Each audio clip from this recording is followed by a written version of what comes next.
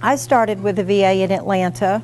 We seem to have a history in what happened there in Atlanta all those years ago in 1976, and started in the administration side of all of this. We've been talking about health care and clinical and all of that, and I'm sitting back there thinking about the other side of the patient. The VA is not just about the patient, it's about the veteran. And because we started at this place with what we knew then wasn't even named as DHCP, as Rick said, we got it named, we started in with the system, and we were one of the first 10 sites in the U.S. to be able to actually install and implement. I got to train administrative and clinical staff. We didn't have coordinators, we didn't have training people, we didn't have anything. Rob called me down one day down into the mental health department, and they were testing the software. It was still out in an alpha test. So we've seen it go from one little application here to be responsive to what the clinicians needed, to a place where I was very honored and blessed years later to actually be on the implementation and development team for AMI, Automated Medical Information Exchange.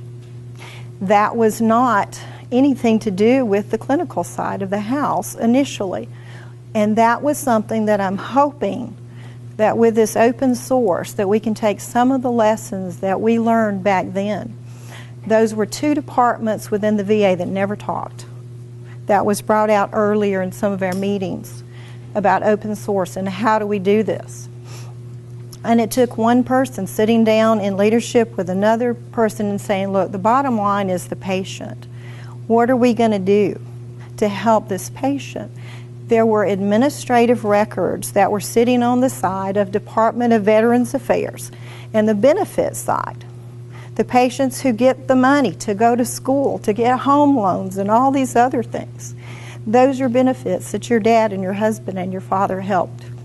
The patients were backed up. There were months and months and months behind. Okay? There were certifications that were supposed to go forth. 21-day certification for an inpatient stay. Patient could not get their money if there was not that information exchanged between the two entities that both were part of the government. We got together, we sat down, got some programmers, got some administrative people together, and we did something that had never been done because the door had been opened. Not because of anything that we were doing other than we were at the right place at the right time, using our skills with what had already been pioneered by Ted and those that went before us. So I'm standing here to say that it's not just the healthcare record. It has to do with people and better living for them and their families, the whole package. So thank you, and thank you for the opportunity.